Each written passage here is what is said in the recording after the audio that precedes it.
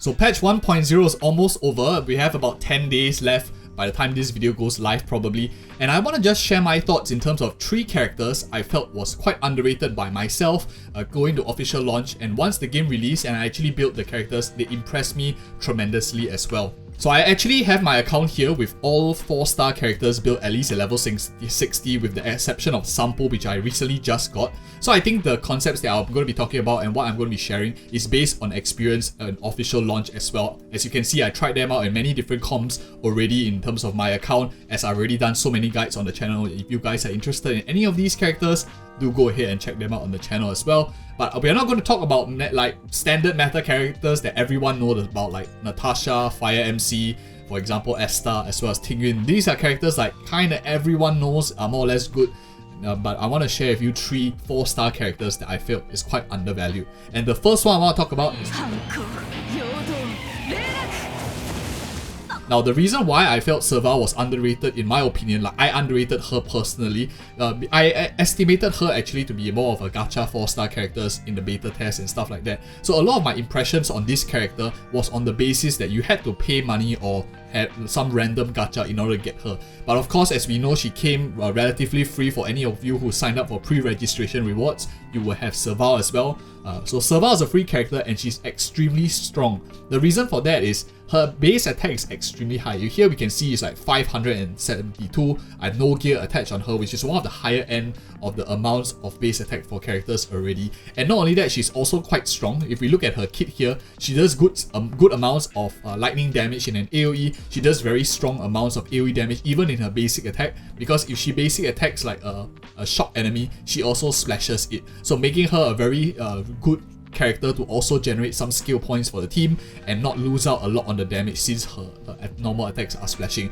I think a really solid character that I personally underrated quite a bit going to official launch.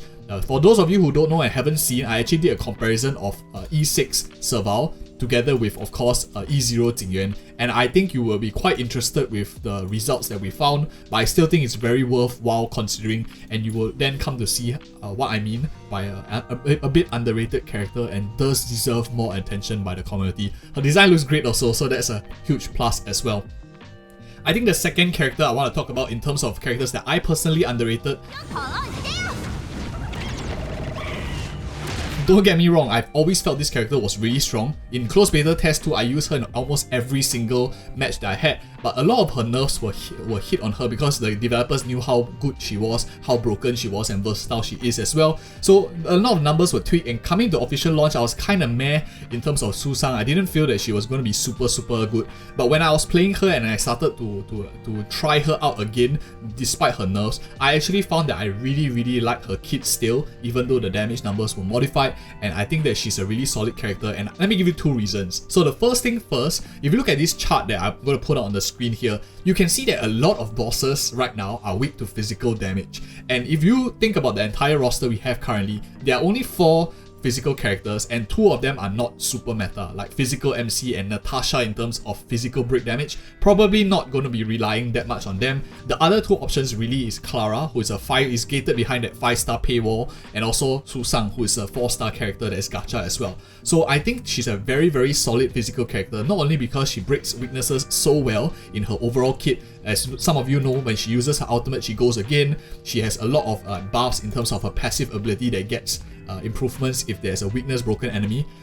She's also the only physical character accessible to most players, meaning that she likely will be the one breaking physical weaknesses on the team and is a specialist. So and she's also a single target damage dealer. For example, if you don't have Yanqing, you didn't pull Zealer, or maybe you put Zealer and you want a second pair in the other half of the Memory of Chaos, I think Susang is a really solid pick as well.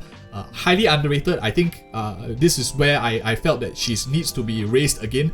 I do still really like her, and probably I'll push her up a couple of notches in a tier list if I were to be making one right now as well. I think I really like this character moving forward. And of course, just a bit of honorable mentions. I don't want to like just talk about super good characters. Let's talk about one that is slightly underrated by the community. Ireland is a character that here a lot of people I see on tier lists are saying he's D tier or E tier or whatever worst tier there will be, he will be there. I don't really think so. I think Ireland is exceptionally strong in terms of the damage he can dish out. If you look at his skill multipliers, the damage multipliers that he does, this is not even factoring, for example, his talent where he does even more damage the lower life he has. I think he's a very solid character, but the reason why he's being rated super low right now is because if you look at the resource availability, he needs a character that shields to work, which is either a thick, and it needs to be a relatively thick shield because he doesn't like to be healed that much as he deals more damage the lower life he is in. A character like Mark 7 or Japad will be your options available for him currently as of 1.0 in terms of comfort picks. But if you have Japad, most likely you'll probably maybe put either one of your main DPSs, and you probably could even use Susang for your main DPS. And he's a lightning DPS, so if you have Jingyuan, you kind of don't really need him, and we have the free Serval as well. So he has competition, and that is, I think, one of the other reasons why not many people are investing in him. Combine the fact that he requires a specialized kit to work. But for those of you who want to see him in action, I actually did a comparison E6 Ireland together with a E6 Jingyuan, and you will be surprised that he is nowhere near D tier in my opinion, especially with the right comps. I didn't think he was super good coming into official launch as well, but I don't think he deserves like such a low tier. Maybe B tier, A tier, like middle of the pack kind of rating would be much more appropriate for him. So those are like some of my thoughts, honest thoughts about Ireland after testing him out at level 70 as well, since some of you might not be building him so high, given everyone is so worried about his low rating. And the last character I want to talk about real quick is a character that I think is probably my favorite out of all of these characters so far that we have here. I have tested a lot of them out on the channel already, and if you are liking such content so far, do give it a like and subscribe. And now let's get into our number one. And my number one character, if any of you want to guess, is actually Pela.